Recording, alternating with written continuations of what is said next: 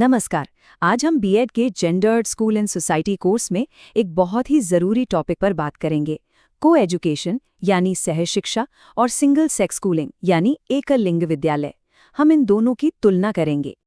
तो देखिए, सबसे बड़ा सवाल यही उठता है कि बेहतर रास्ता कौन सा है। क्या स्टूडेंट्स का एक साथ पढ़ना उनके विकास के लिए अच्छा है या फिर अलग अलग। चलिए इस पूरे चर्चा में इसी सवाल का जवाब ढूंढते हैं। तो सबसे पहले चलिए इन दो अलग अलग तरह के एजुकेशनल एनवायरनमेंट को समझते हैं। एक है जेंडर इंटीग्रेटेड लर्निंग, जिसे हम को एजुकेशन कहते हैं, और दूसरा है जेंडर सेग्रीगेटेड लर्निंग यानी सिंगल सेक्स स्कूलिंग। तो सिंगल सेक्स स्कूलिंग का मतलब क्या है? बहुत सिंपल है। ये एक ऐसी एजुकेशनल व्यवस्था है जहां लड़के और लड़कियां या तो बिल्कुल अलग अलग स्कूलों में पढ़ते हैं या फिर एक ही स्कूल के अंदर उनकी क्लासरूम अलग होती हैं। अच्छा, एक बात समझनी बहुत ज़रूरी है यहाँ पर। ये जो बहस है ना, ये सिर्फ अलग अलग टाइप के स्कूलों की नहीं है। ये किसी भी स्कूल के अंदर होने वाली उन प्रैक्टिसेस के बारे में भी है जहाँ जेंडर के आधार पर अलगाव होता है। जैसे क्लास में लड़कों और लड़कियों को अलग अलग बिठाना या उनकी लाइनें अलग बनवाना। ये भी देखा जाए तो एक तरह का सेग्रीगेशन ही है। तो चलिए अब इनका एक कंपैरेटिव एनालिसिस करते हैं और ये देखते हैं कि ये दोनों सिस्टम्स किसी स्टूडेंट के डेवलपमेंट, उनकी लर्निंग और उनकी सोशल ग्रोथ पर आखिर असर डालते कैसे हैं। सबसे पहले बात करते हैं सीखने के माहौल और स्टूडेंट पार्टिसिपेशन की। देखिए, को एजुकेशन स्टूडेंट्स को असल दुनिया के लिए तैयार करता है, जहां उन्हें हर जेंडर के लोगों के साथ मिलकर काम करना है। पर इसका एक दूसरा पहलू भी है। कई बार टीचर्स अनजाने में ही सही लड़कों या लड़कियों को लेकर कोई ना कोई बायस दिखा सकते हैं। वहीं सिंगल सेक्स स्कूलों के लिए ये तर्क दिया जाता है कि वहां लड़कों या लड़कियों की ज़रूरतों के हिसाब से टीचिंग स्टाइल को बदला जा सकता है। पर यहाँ एक बड़ा खतरा है। अगर ध्यान न दिया गया तो जेंडर स्टीरियोटाइप्स और भी ज़्यादा मजबूत हो सकते हैं।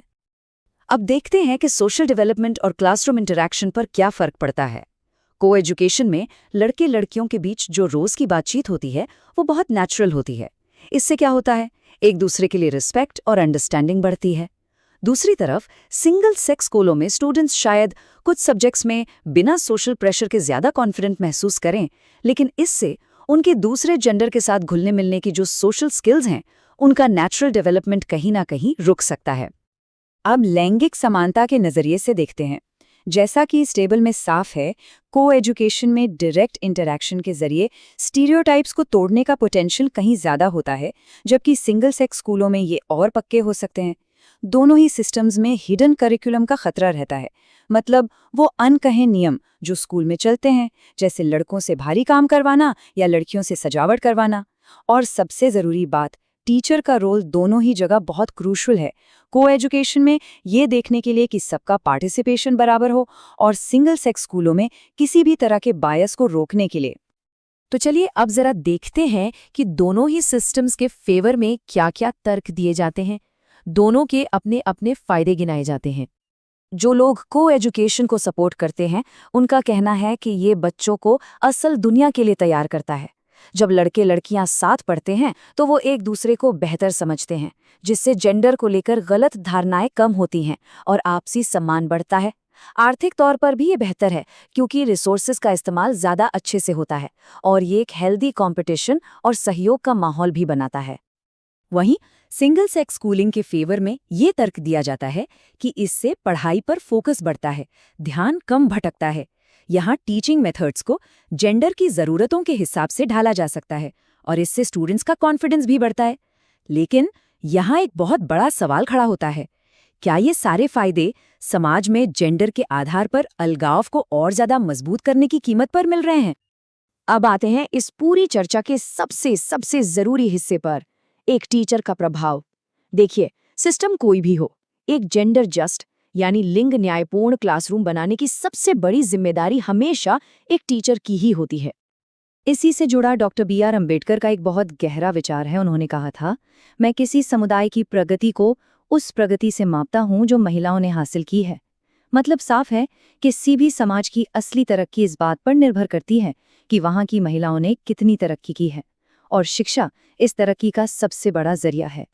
तो देखिए, सार यही है कि स्कूल कोएड हो या सिंगल सेक्स, असली बदलाव तो एक टीचर ही लाता है। सिस्टम तो बस एक ढांचा देता है, लेकिन उस ढांचे के अंदर समानता की इमारत एक टीचर ही खड़ी करता है। तो एक भावी शिक्षक होने के नाते एक जेंडर जस्ट क्लासरूम बनाया कैसे जाए? पहला कदम, ऐसी भाषा का इस्तेमाल करें जो सबके लिए हो। दूसरा, किताबों में या डिस्कशन में जो जेंडर स्टीरियोटाइप्स हैं उन पर सवाल उठाएं। तीसरा, क्लास में जानबूझकर कोशिश करें कि हर स्टूडेंट को बराबर मौका मिले। और चौथा, एक ऐसा सेफ माहौल बनाएं जहां हर किसी की बात को सम्मान और महत्व दिया जाए। तो चलिए अब इस पूरी बातचीत को समेटते हैं और इसे भारतीय कॉन्टेक्स्ट से जोड़कर कुछ मुख्य बिंदुओं को दोहराते हैं। देखिए, भारतीय संदर्भ में जहां सामाजिक और सांस्कृतिक मान्यताएं बहुत गहरी और मजबूत हैं, वहां जेंडर इक्वालिटी को बढ़ावा देने में एक टीचर का रोल और भी ज्यादा क्रिटिकल हो जाता है। टीचर ही वो इंसान है जो इन पुरानी सोच की बाधाओं को तोड़कर एक बराबरी का माहौल बना सकता है। और हाँ, एग्जाम के लिए ये फाइनल रिकैप बहुत काम आएगा। सोशल स्किल्स के मामले में को-एजुकेशन बेहतर है। स्टीरियोटाइप्स तोड़ने का मौका को-एजुकेशन में ज्यादा मिलता है।